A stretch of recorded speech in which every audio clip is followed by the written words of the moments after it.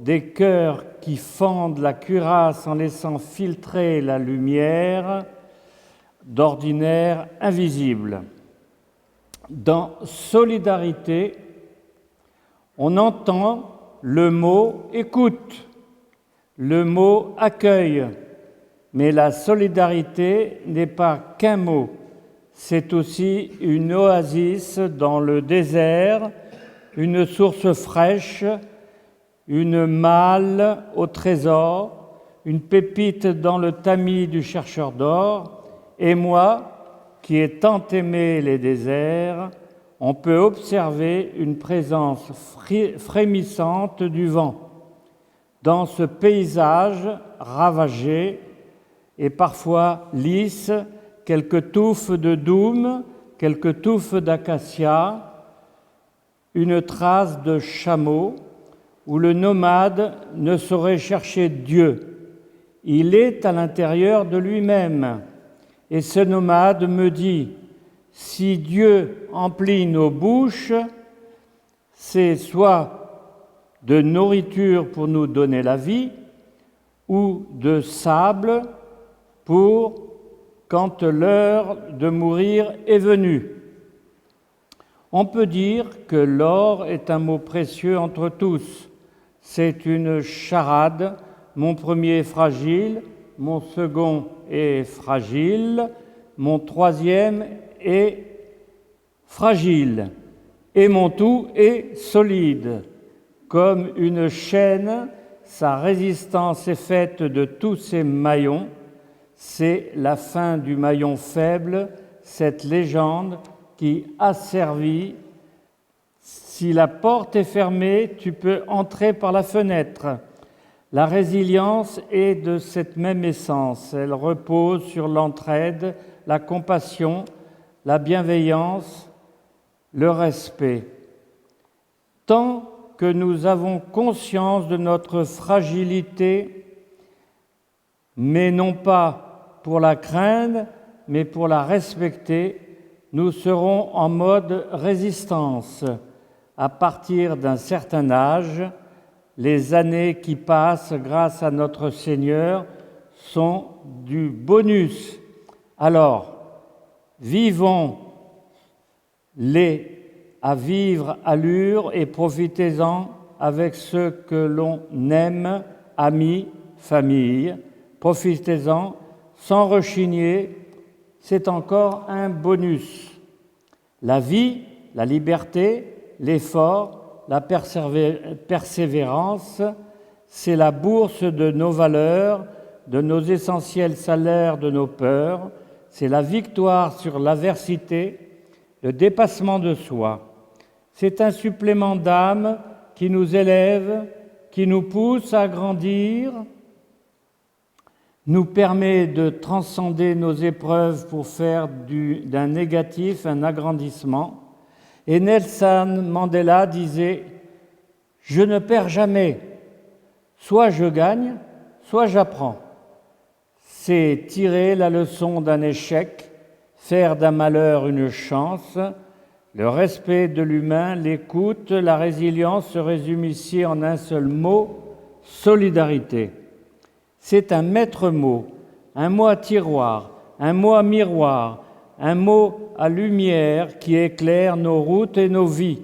En parlant toujours de Mandela, qui a bien souffert avant de devenir président de l'Afrique du Sud, avait écrit « Dans les ténèbres qui m'enserrent, noir comme un puits où l'on se noie, je rends grâce au Dieu, quel qu'il soit, pour mon âme invisible et fière. Dans de cruelles circonstances, je n'ai ni guéri ni pleuré. Merci par cette existence, je suis debout, mais bien que blessé, en ce lieu de colère et de pleurs, je profite de l'ombre de la mort et je ne sais ce que me réserve le sort. Mais je suis et resterai sans peur. Aussi étroit soit le chemin, nombreux les châtiments infâmes, suis-je le maître de mon destin, je suis le capitaine de mon âme. Et ces pensées ont un prix pour soutenir, encourager, accompagner et nourrir ces actions remarquables.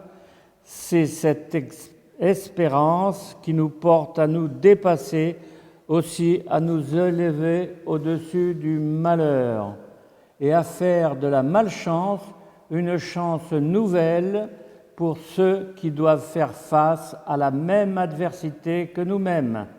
Anéanti par les chocs de la disparition de mon frère Marc, puis celle de ma sœur Anne, dans de telles circonstances, je songe parfois à chercher un chemin de vie qui ait un sens pour rester debout.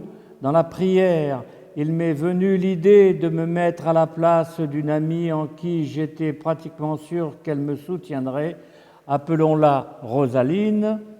Solidaire avec elle, et avais-je besoin de demander pardon pour ne pas avoir été suffisamment lucide pour mon frère et ma sœur? Rosine me répondit qu'elle n'était pas venue pour chercher un pardon, mais pour me proposer une alliance dans l'adversité, et qu'elle serait solidaire avec moi. Cette entrevue m'a permis de commencer à évacuer la culpabilité que je portais en moi. Pour trouver un sens à nos épreuves, peut-être est-il nécessaire d'affronter la peur pour apprendre à la dépasser, de connaître la douleur pour la surmonter, de faire face au chagrin pour réussir à vivre avec lui et malgré lui, et pour ceux qui se tournent vers Jésus, ceux qui en connaissent le prix pour l'avoir un jour perdu ou retrouvé. Tomber 7 fois, se relever 8, titre du livre de Philippe Labro. Cependant, petit à petit, je me suis rendu compte que la famille, les amis, les connaissances de la paroisse m'ont aidé, soutenu et donné la force dans mon parcours. Nous sommes des êtres humains. Cette remarque n'est pas cotée sur les marchés, pourtant d'une valeur inestimable. C'est le prix de l'espérance, le prix de la résilience, le prix de la solidarité. Et je finirai par un petit poème. Janvier nous a offert son blanc manteau de neige, le premier annonçant ses privilèges.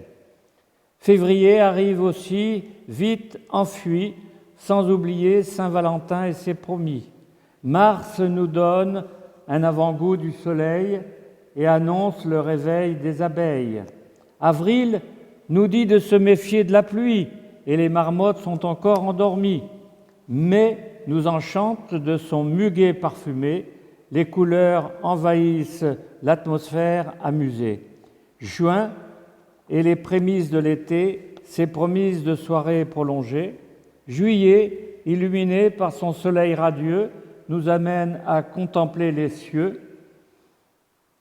Août et ses récoltes de blé mûr nous donnera du pain, c'est sûr. Cependant, septembre, sa récolte de raisins, on s'attend à avoir un bon vin. Octobre voit arriver les premiers frimas. Il faudra penser à ressortir les bas. Novembre et ses journées sombres nous obligent à vivre dans l'ombre. Et décembre annonce le retour de la lumière. Mais attention, car elle est éphémère. Ainsi, une année s'est écoulée. Merci.